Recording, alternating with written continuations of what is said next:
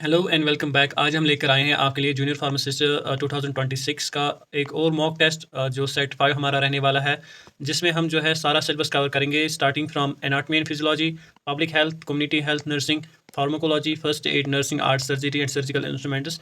मतलब जो भी हमारे सिलेबस के अंदर है, JKSSB सिलेबस के अंदर है, उसी के अकॉर्डिंग जो है हमारे 120 MCQ जो है हमने इस पेपर में सेट किया है। जो हमारा सेट है मॉक टेस्ट सेट 5, इसमें हमने वो बनाए वो MCQs। So it's very important for you to watch this video. JKSSB junior pharmacist 2026 के लिए आपकी प्रिपरेशन के लिए जो है ये बहुत ही इंपॉर्टेंट रहने वाला है।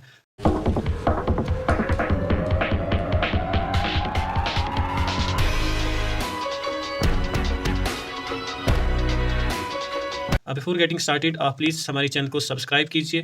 ठीक है, बहुत सारे बच्चे ऐसे हैं जो वीडियोस तो देखते हैं बट सब्सक्राइब नहीं करते हैं। So let's get started. पहले हम डिस्कस करेंगे सेक्शन 1, जिसमें हम एनाटमी एंड फिजियोलॉजी के 20 MCQs जो है डिस्कस करेंगे। सो पहला क्वेश्चन हमें यहाँ पर है, that is which cellular organelle is primarily responsible for intrinsic apoptosis initiation। यानी इंट्रिंसिक एपोप्टोसिस इनिशिएशन के लिए कौन सा सेलुलर ऑर्गेनल जो है वो रेस्पॉन्सिबल होता है। ऑप्शंस है लाइसोसोम, माइटोकॉन्ड्रिया, गोल्गी एपरेट्स, राइबोसोम्स। आप आंसर जो है वो पेन डाउन कर सकते हैं या फिर आप एंड तक वेट कीजिए। आफ्टर 20 MCQs हम जो है इनके आंसर्स भी जानेंगे और साथ में उसको जो है एक्सप्लेन भी करेंगे। So let's move to the next question, that is resting membrane potential of a typical neuron is mainly determined by. जो रेस्टिंग मेम्ब्रेन पोटेंशियल होता है एक न्यूरॉन का, वो किस चीज़ से डिटरमाइन करते हैं हम। यहाँ पर 4 ऑप्शंस है, sodium equilibrium potential, potassium leak channels, calcium influx, chloride pump. ठीक है, नेक्स्ट क्वेश्चन जो है हमें इसमें, that is during isovolumetric contraction of the heart. यानी जब आइसोवॉल्यूमेट्रिक कंट्रैक्शन ऑफ हार्ट होता है उस वक्त क्या होता है। Ventricular pressure falls, all valves are open, ventricular volume remains constant, blood enters the aorta. ठीक है, फिजियोलॉजी से रिलेटेड क्वेश्चन है, ये आपको पता होना चाहिए। नेक्स्ट क्वेश्चन जो है, that is the major determinant of diastolic blood pressure is. Major determinant क्या होता है किस चीज़ का, डायस्टोलिक ब्लड प्रेशर का। ठीक है, डायस्टोलिक ब्लड प्रेशर का। Stroke volume, cardiac contractility, peripheral vascular resistance या वीनस टर्न। नेक्स्ट क्वेश्चन हमें इसमें है, that is which lung can not be measured by simple spirometry. Tidal volume, inspiratory reserve volume, vital capacity, residual volume. ठीक है, हम इन सारे questions को जो है एट द एंड हम इनको एक्सप्लेन करेंगे और साथ में इनकी जो आंसर की है वो भी जानेंगे। ऑक्सीजन हीमोग्लोबिन डिसोसिएशन करो जो है shift to the right in किस कंडीशन में। Oxygen haemoglobin dissociation curve right shift होती है in alkalosis, hypothermia, increased H2BPG या फिर decreased carbon dioxide. Next question, the juxtaglomerular cells primarily secretes aldosterone, renin, ADH या फिर erythropoietin. Next question, which segment of nephron is most permeable to water even without ADH। Thick ascending limb, diastolic convoluted tubule, collecting duct, proximal convoluted tubule. थोड़ा सा wait कीजिए, हम इनको explain भी करते हैं। ठीक है, पहले हम इनको देखते हैं एक एक करके। In metabolic acidosis immediate physiological compensation occurs via renal bicarbonate excretion, ventilation, reduced heart rate, increased aldosterone. Next question, which hormone has maximum effect on basal metabolic rate? Cortisol, growth hormone, thyroxine, insulin. Next question is, damage to the Broca's area causes loss of compression, inability to speak fluently, loss of vision या फिर memory impairment. Next question is, the primary neurotransmitter at neuromuscular junction is dopamine, acetylcholine, serotonin, GABA. Next question is, which clotting factor is not synthesized in liver? Factor second, factor third, 7th, factor 8th, factor 9. Next is normal GFR in healthy adult. Options है 60, 90, 125, 80 ml per minute. Next question, in iron deficiency anemia, RBCs are typically, ठीक है, 4 options यहाँ पर है. Next question, which structures prevent spurt entry into trachea during swallowing? Next question is, the counter current mechanism in kidney mainly occurs in proximal cannulated tubule, loop of Henle, DCT, collecting duct only. Next question is, which ion abnormality is most dangerous for cardiac rhythms? Mild hyponatremia, hypokalemia, mild hypercalcemia, hypermagnesemia. Next is, primary stimulus for erythropoietin release is, 4 options है, hypercapnia, tissue hypoxia, acidosis, high iron levels. Next question is, which phase of cardiac action potential is prolonged by calcium influx? Phase 0, phase 1, phase 2, plateau phase, phase 4. ठीक है, इसी के साथ जो है हमारा section 1 जो है वो कंप्लीट होता है। ठीक है, so let's see the explanation of each and आप इनको जो है नोट्स बनाइए और इनको जो इसकी एक्सप्लेनेशन रहेगी वो आप लिख के रखिए, आपके लिए बहुत ही इंपॉर्टेंट रहने वाला है इसकी एक्सप्लेनेशन। ठीक है, सो लेट्स गेट स्टार्टेड। हमारा जो पहला क्वेश्चन है, उसका आंसर रहेगा माइटोकॉन्ड्रिया। ठीक है, माइटोकॉन्ड्रिया। जो इंट्रिंसिक एपोप्टोसिस होती है, it is initiated by mitochondrial release of cytochrome which activates caspase cascade, जिसकी वजह से प्रोग्रामड सेल डेथ होती है। लाइसोसोम्स में ऑटोलिसिस होती है, नॉट इंट्रिंसिक एपोप्टोसिस। सो यहाँ पर हमारा करेक्ट आंसर रहेगा option B, that is mitochondria. ये है हमारा क्वेश्चन नंबर 1। सो हमारा आंसर क्या रहेगा यहाँ पर? माइटोकॉन्ड्रिया। ठीक है, नेक्स्ट क्वेश्चन का आंसर या एक्सप्लेनेशन जो है that is potassium leak channels. Resting membrane potential जो है दैट इज नियरली कितना होता है? -70 millivolts is mainly due to high permeability of membrane to potassium through leak channels. Sodium permeability जो होती है ये मिनिमल होती है एट रेस्ट। सो जो क्वेश्चन नंबर 2 है हमारा, जिसमें हमने रेस्टिंग मेम्ब्रेन पोटेंशियल की बात की थी, यहाँ पर हमारा आंसर रहेगा ऑप्शन बी। ठीक है, नेक्स्ट जो हमारा इसमें क्वेश्चन है that is ventricular volume remains constant, यानी क्वेश्चन नंबर 3 का जो आंसर है वो ऑप्शन सी रहेगा। वेंट्रिकुलर वॉल्यूम जो है वो कांस्टेंट रहता है ड्यूरिंग आइसोवॉल्यूमेट्रिक कंट्रैक्शन। ठीक है, सो ड्यूरिंग आइसोवॉल्यूमेट्रिक कंट्रैक्शन उसमें हमने क्या बोला? ऑल वैल्व्स जो है वो क्लोज्ड होते हैं, प्रेशर राइज रैपिडली होता है, नो चेंज इन वॉल्यूम होता है, और दिस जो ये फेज है ये ऑकर होता है जस्ट बिफोर एओर्टिक वैल्व जो है वो ओपन होने से पहले। ठीक है, तो क्वेश्चन नंबर 3 जो है हमारा, उसका आंसर क्या रहेगा? Option C, that is ventricular volume remains constant. So next is question number 4 का आंसर रहेगा C, that is peripheral vascular resistance. So diastolic blood pressure जो है मेनली डिपेंड करता है ऑन आर्ट्रियोलर ट्यून या फिर systemic vascular resistance, not stroke volume. So यहाँ पर जो हमारा क्वेश्चन नंबर 4 है इसका आंसर रहेगा peripheral vascular resistance. The major determinant of diastolic blood pressure is peripheral vascular resistance. ठीक है, नेक्स्ट क्वेश्चन जो हमारा है दैट इज रेजिडुअल वॉल्यूम। ये हमारा आंसर रहेगा इस क्वेश्चन नंबर 5 का। रेजिडुअल वॉल्यूम जो है वो हम स्पायरोमीट्री से मेजर नहीं कर सकते। Spirometry measures only movable air volumes. जो रेजिडुअल वॉल्यूम होता है वो रिक्वायर करता है हीलियम डाइल्यूशन। ठीक है, सो यहाँ पर जो क्वेश्चन नंबर 5 है हमारा, इसमें हमारा आंसर रहेगा option D, that is residual volume. So residual volume is the lung volume which can not be measured by simple spirometry. Next question is question number 6, जिसका आंसर है option C, increase to 3 BPG। So right shift जो होता है इसकी वजह से इसमें क्या होता है? HB एफिनिटी फॉर ऑक्सीजन जो है वो कम हो जाती है, यानी ईजियर ऑक्सीजन अनलोडिंग होती है।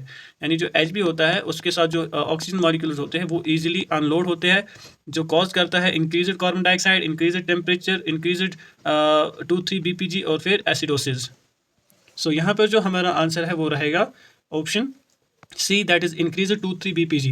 Oxygen hemoglobin dissociation करो shifts to the right in increase 2-3 BPG. Next जो है उसमें हमारा आंसर रहेगा रेनिन। ठीक है, यानी ऑप्शन बी। जो जैक्स्टाग्लोमेरुलर सेल्स होती है वो रिलीज करती है रेनिन, जो एक्टिवेट करती है फिर रास यानी रेनिन एंजियोटेंसिन एल्डोस्टेरोन सिस्टम को, जिसकी वजह से फिर इंक्रीज ब्लड वॉल्यूम या बीपी होता है और सोडियम रिटेंशन होती है। सो जो हमारा क्वेश्चन नंबर 7 है उसमें हमारा आंसर रहेगा option B, that is renin. So juxtaglomerular cells primarily secretes renin. ठीक है, नेक्स्ट क्वेश्चन का आंसर है that is option D. Question number 8 का आंसर रहेगा option D, proximal convoluted tubule यानी PCT। So proximal convoluted tubule is highly permeable to water and highly permeable to water independent of ADH. Collecting duct needs ADH for water reabsorption. So जो हमारा question number 8 है जिसमें हमने कहा था which segment of nephron is most permeable to water even without ADH, तो यहाँ पर हमारा आंसर रहेगा option D, that is proximal convoluted tubule. So ये नेफ्रॉन का ऐसा सेगमेंट होता है जहाँ जो मोस्ट परमिएबल होता है किसके लिए? वाटर के लिए, विदाउट एंटी डाययूरेटिक हार्मोन। अब नेफ्रॉन के जो सेगमेंट्स है इसमें आपको पता होना चाहिए, इसमें ग्लोमेरुलस आता है, ठीक है, बोमेनस कैप्सूल आता है, फिर प्रॉक्सिमल कन्वुलेटेड ट्यूब्यूल, फिर लूप ऑफ हैनली, फिर डिस्टल कन्वुलेटेड ट्यूब्यूल, फिर collecting duct. So structure of nephron में जो या फिजियोलॉजी है या जो स्ट्रक्चर है किडनी का वो आपको अच्छे से पढ़ना चाहिए। सो ये डीप क्वेश्चन है, बहुत अच्छे क्वेश्चन है, इससे आपको पता लगेगा, आपको डेप्थ पता लगेगा आपको। नेक्स्ट क्वेश्चन का आंसर है क्वेश्चन नंबर 9 का आंसर रहेगा B, that is increase ventilation. ठीक है, यानी वेंटिलेशन का इंक्रीज होना। सो मेटाबॉलिक एसिडोसिस, ये जो हमारा क्वेश्चन नंबर 9 था जिसमें हमने कहा metabolic acidosis immediate physiological compensation occurs via, जिसमें हम कहते हैं कि इंक्रीज्ड वेंटिलेशन, यानी फिजियोलॉजिकल कंपनसेशन इसमें क्या होती है, दैट इज़ जो वेंटिलेशन है वो इंक्रीज होती है, तो वो एक फिजियोलॉजिकल कंपनसेशन होता है किसके लिए? मेटाबॉलिक एसिडोसिस के लिए।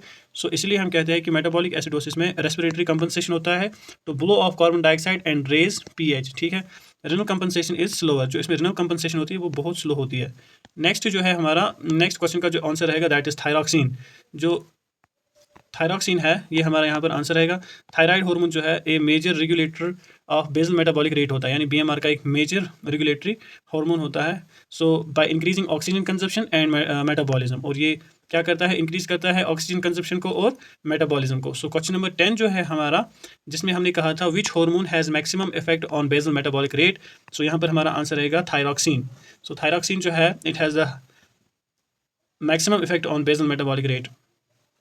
नेक्स्ट जो हमारा आंसर रहता है that is inability to speak fluently, यानी ऑप्शन बी, ये ब्रोकाज, जिसे ब्रोकाज एफेसिया भी कहते हैं, ठीक है। सो ऑप्शन क्वेश्चन नंबर 11 जो है हमारा, जिसमें हमने कहा था damage to Broca's area causes inability to speak fluently, that is option B will be the right answer for this question. फिर हमारे नेक्स्ट क्वेश्चन का answer that is question number 12 का आंसर रहता है ऑप्शन बी, यानी acetylcholine. So neuromuscular junction जो होते हैं, या न्यूरोमस्कुलर जंक्शन न्यूरोट्रांसमीटर जो है वो क्या है, acetyl choline, acting on nicotinic, जो किन रिसेप्टर्स पे एक्ट करता है, निकोटिनिक रिसेप्टर पे, जो फिर मसल कंट्रैक्शन में हेल्प करता है। आपको पता होने चाहिए हमारी बॉडी के अंदर दो प्रकार के रिसेप्टर्स होते हैं फिर मसल्स के ऊपर, जिन्हें हम एक म्यूस्केरिनिक रिसेप्टर्स होते हैं, एक होते हैं निकोटिनिक रिसेप्टर्स। फिर म्यूस्केरिनिक रिसेप्टर्स में अपने टाइप्स है और निकोटिनिक रिसेप्टर्स में अपने टाइप्स है। यहाँ पर जो एसिटाइल कोलिन है वो एक्ट करता है निकोटिनिक रिसेप्टर्स पे, जो हेल्प करता है किसमें, मसल कंट्रैक्शन में। तो हमारा आंसर क्या रहेगा यहाँ पर, the primary neurotransmitter at neuromuscular junction is acetylcholine, यानी ACH, ठीक है। फार्माकोलॉजिकली आपने ये पढ़ा होगा कि किस तरीके से एसिटाइल कोलिन की सिंथेसिस होती है, ठीक है, बायोसिंथेसिस होती है। और न्यूरोमस्कुलर जंक्शन क्या होता है, ये आपने एनाटॉमी एंड फिजियोलॉजी में पढ़ा होगा, ठीक है। ये सपोज ये न्यूरॉन एंड है, यहाँ से फिर रिलीज होता है एसिटाइल कोलिन, जो फिर मसल्स, स्मूथ मसल्स पे या जो मसल्स होते हैं उन पे एक्ट करता है, ठीक है। सो ये मेनली पाया जाता है, ये प्राइमरी न्यूरो ट्रांसमीटर होता है उसमें।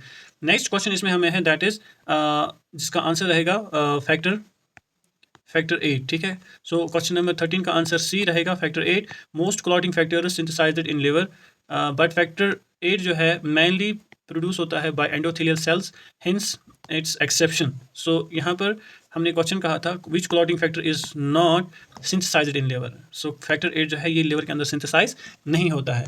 नेक्स्ट क्वेश्चन इसमें है that is 125 ml per minute, option C question number 14 का आंसर। जो normal GFR that is glomerular filtration rate है वो nearly 120 to 125 ml per minute होता है, और 180 लीटर पर डे फिल्ट्रेट बनता है। सो ये हमारा आंसर रहेगा यहाँ पर। जो हमने कहा था normal glomerular filtration rate in healthy adult कितना होता है, नियरली कितना होता है, सो आंसर रहेगा 125 ml per minute. Next question का जो आंसर है वो रहेगा B, option B, question number 15 का आंसर रहेगा option B, that is microcytic hypochromic, ठीक है। जो आयरन डिफिशिएंसी एनीमिया होती है that leads to decreased HB synthesis and small and pale RBCs। Small का मतलब होता है माइक्रोसाइटिक, पेल का मतलब होता है हाइपोक्रोमिक। सो जो हमारा क्वेश्चन है 15, इसका आंसर क्या रहेगा, ठीक है। क्वेश्चन क्या था, in iron deficiency anaemia RBCs are typically, RBCs क्या होती है टिपिकली। सो यहाँ पर हमारा आंसर रहेगा ऑप्शन बी, माइक्रोसाइटिक हाइपोक्रोमिक, ठीक है। नेक्स्ट क्वेश्चन जो है हमें इसमें दैट इज क्वेश्चन नंबर 16, जिसका आंसर रहेगा बी, एपिग्लॉटिस।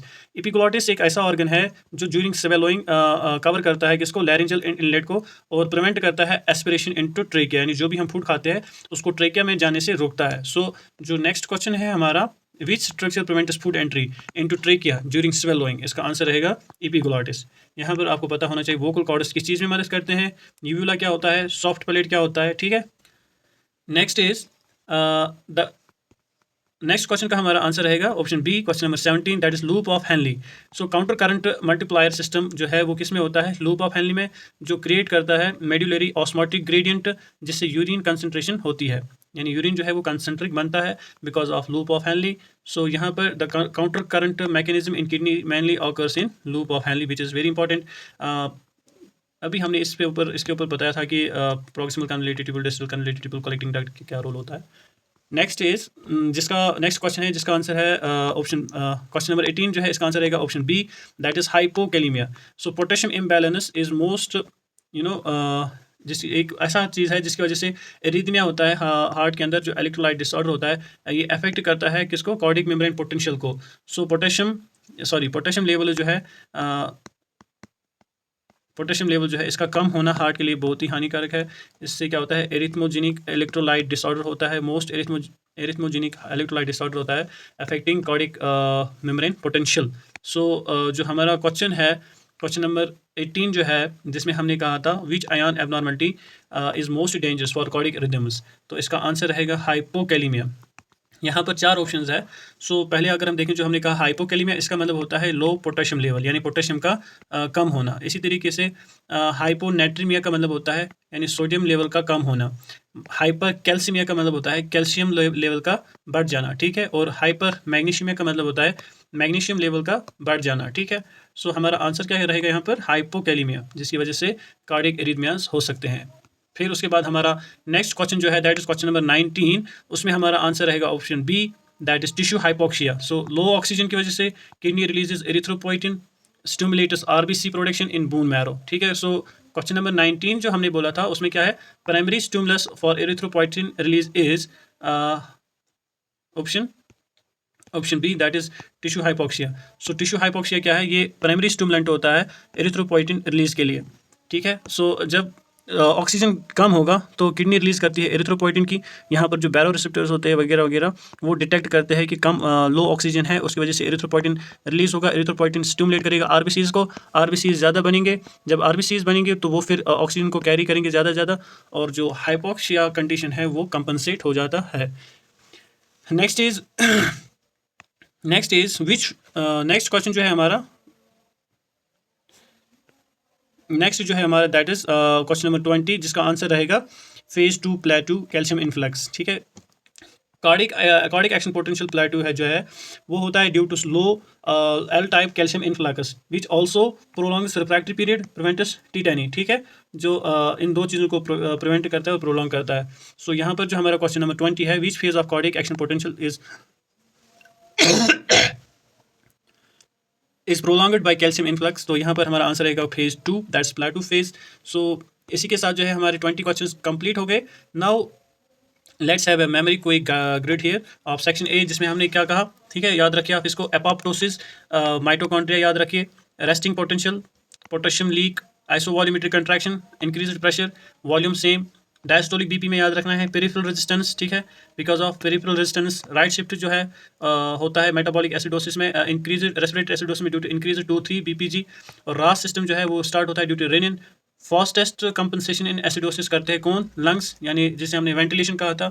फिर बेसल मेटाबॉलिक रेट, उसमें कौन इफेक्टिव होता है? थायरॉक्सिन, ठीक है। ब्रोकाज एरिया में हमने क्या कहा था? जो एफेसिया है उसमें क्या होता है? Non fluent speech. Most arrhythmogenic ion कौन है? पोटेशियम, ठीक है। सो ये हमारे कुछ गोल्डन पॉइंट्स थे इसी में, और ये हमारे इस मॉक टेस्ट का सेक्शन ए जो है, वो कंप्लीट होता है। अब हम नेक्स्ट वीडियो में सेक्शन बी से स्टार्ट करेंगे, ठीक है। सेक्शन बी हमारा रहेगा पब्लिक हेल्थ या कम्युनिटी हेल्थ नर्सिंग, जिसमें हम 20 MCQs डिस्कस करेंगे। Thank you for watching.